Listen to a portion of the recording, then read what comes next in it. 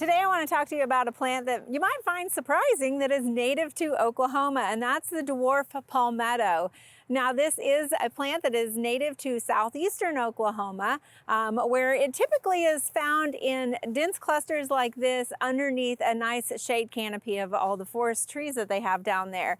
It likes rich soil because it's often found in those rich forest floors or also in lowland areas. So it typically likes a moist soil as well. Now once it matures to about a 3 to 4 foot height, it can tolerate a little bit drier conditions, and that's what makes it such a great plant for Oklahoma and has been well adapted to our variability in rainfall sometimes. But of course, down in southeastern Oklahoma, they do get more rainfall. But it is hardy to zone 7, and in fact has been found to be hardy all the way up to 0 degrees. And one of the main reasons is because it is a stemless palm or a trunkless palm. So essentially you'll see that these leaves are coming up from the base of that plant. So the growing point is right there at that soil line, and so that sort of insulates that growing tip. So you'll see that we've got some very mature fan-like palm leaves that come up, and as they get older they sort of go to the outside, and we have the newer leaves. You can see one coming up right here in the center that will start to expand as it continues growing throughout the season.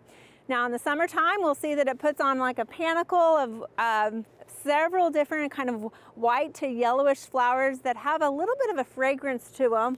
And that will be quite long. And then later they produce berries off of those flowers that will turn black in about mid-October. Now those berries will then fall. A lot of times wildlife will transplant those seeds, so you'll see them kind of propagate themselves that way. And you can see these smaller ones that are just starting to grow. They actually have more of a grass-like look to them, and that's because they're just now starting. So they may be a season or two in.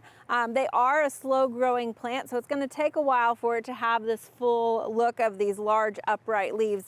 But as those leaves continue to grow on those babies, they will start to expand and have that fan-like, palm-like look to them.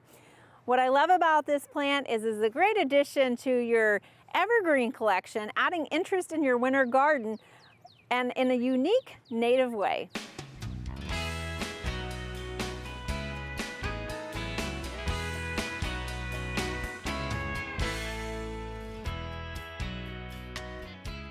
We hope you enjoyed this video as part of our Oklahoma Gardening YouTube channel.